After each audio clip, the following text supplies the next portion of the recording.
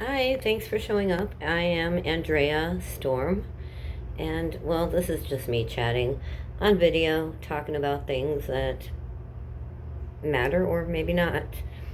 Anyhow, I started out this journey giving myself permission to be here and talk, start some conversations, explore, journal, podcast. I don't know what people call it nowadays. I call it talking. I call it communicating. See, that's an art that has long since gone out of style. I recognized that I didn't even know how to communicate so many years ago without alcohol. No, I'm being real. I used to drink way too much. I don't drink anymore. Not because I ever had that kind of a problem, but because I had a problem. I just was way too much fun. And I couldn't stop once I started what I think they call that binge drinking. And I mean, I would be okay, but now I don't drink at all. But my point about that is that I didn't know how to have a conversation with people, and so the only way that I could ever do it once upon a time was when I had consumed alcohol. Well, I don't do that. I'm not drinking now. I have my water. But this is just a conversation about some of the things that I'm thinking about, right? Or doing. And so the journey started out with me giving myself the permission to do this. It's been unfolding in an interesting way. I didn't realize how much work it would take to be dedicated. I'm not doing it every day like I thought I would. I'm not doing the exercises every day like I thought I would. But some of the other things that I've picked up are sticking. And it's a matter of repetition. It's a matter of patience. And it's a matter of putting in the work. What am I saying here? Well, that I believe that my perspective might take is that people have, no, not people, I have become impatient. Impatient. And I'm learning how to have patience because it's taking some time to navigate through these processes. It's been very, very interesting. I've learned a lot about myself through this journey. And what I've learned is that I had a lot of shit. I mean, I've only opened up, I think it's 4 or 6 boxes. I've lost count.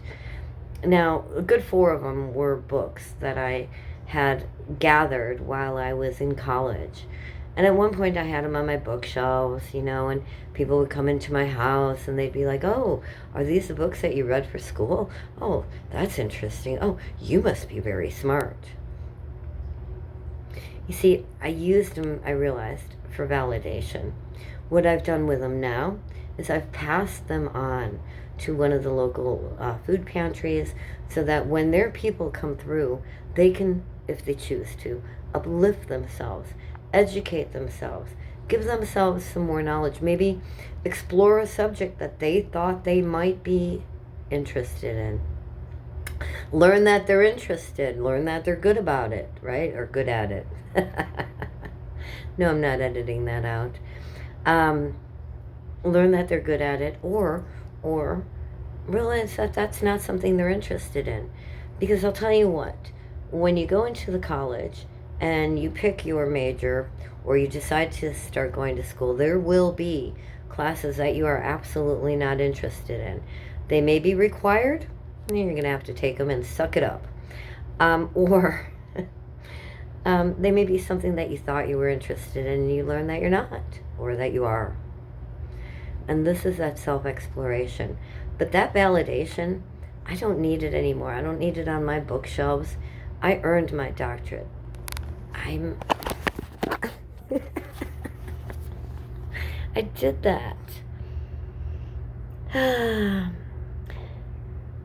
Master degree, bachelor degree, doctoral completed, I did all of that. I don't need the books to prove that I did it. I don't need the books to prove to you that I did it. I have the degree. Someone recently came up to me and they said, "Well, I don't believe you." And I thought about it for a minute. I thought, well, I got it on my phone. I could show it to them. But I decided not to because I didn't feel like I needed to validate, because all that really matters is that I feel confident, right? And that was that journey. And so I've gotten rid of 4 boxes of books. I've kept a couple of them. Some of them I found to be very interesting, and I wanted to revisit them. And they'll end up over at somebody else's possession sooner or later. Or maybe they'll stay on my bookshelf because I'll use it and I'll actually be employed in that type of work. Project management, software project management, affordable housing, policy management, or working in zoning. I'm thinking zoning sounds pretty cool. Planning, zoning commission, right? Something like that. City of Chicago, because ultimately what I'm trying to do is create more affordable housing opportunities. And, maybe zoning would be it, but then finance, there's that. Policy, there's that. And they're all interconnected, and I can't be in control of all of them because that just isn't... we have somebody in office right now that's trying to do that, and, well, we see how that's working out, don't we? I'm not going to get into politics, but I think that, we should stick to those things that we are good at and accentuate the positive, right? There was a song about that. Eliminate the negative, right?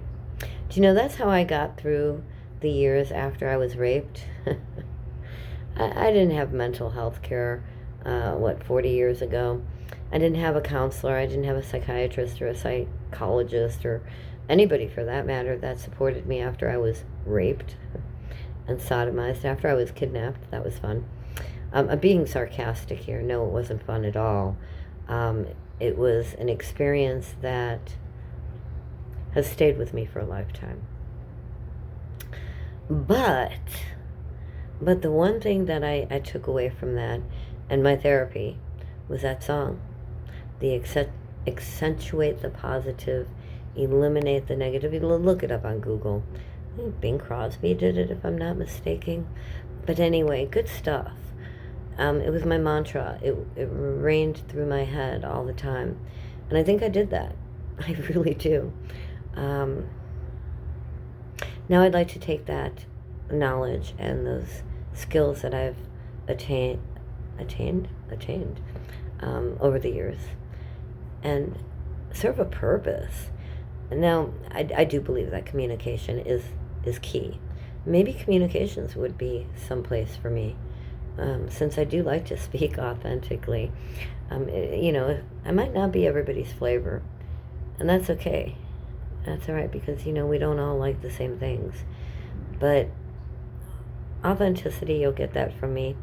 Honesty, and sometimes just raw and real. Oh, my tongue's blue. I had a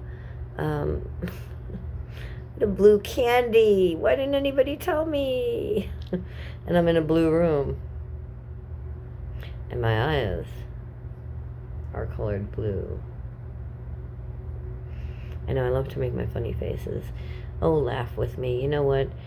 Have some fun with your life, would you? Get over yourself, Andrea. It's not that serious. Yeah, so we talked about a few things. Hopefully that'll trigger some kind of a conversation, because really the whole point is that we begin to reconnect, communicate. These devices are kind of cool. They allow us to do that. But what I'm seeing when I dig through stuff, online, there's a lot of pretense, right? Everybody's mimicking the commercials or the propaganda. Definitely some originality out there. Love that. But the pretense, it doesn't have to be perfect, but it should definitely be real. Thanks for visiting with me, kids. It's been a fun day. Oh, did I tell you? It's like Arctic weather in Chicago. Today is, what day is it? Friday, the 26th of January. And I went outside in my Arctic clothes. Yeah, I wore my ski pants. I had somebody ask me, "Do you ski?" Sweetheart, I'm not in the income bracket to ski, but I was able to afford the pant to keep me warm because I live in Chicago. Howsoever, when I have the opportunity that allows me to go skiing again, damn right I ski. Love ya. Be well. Bye for now.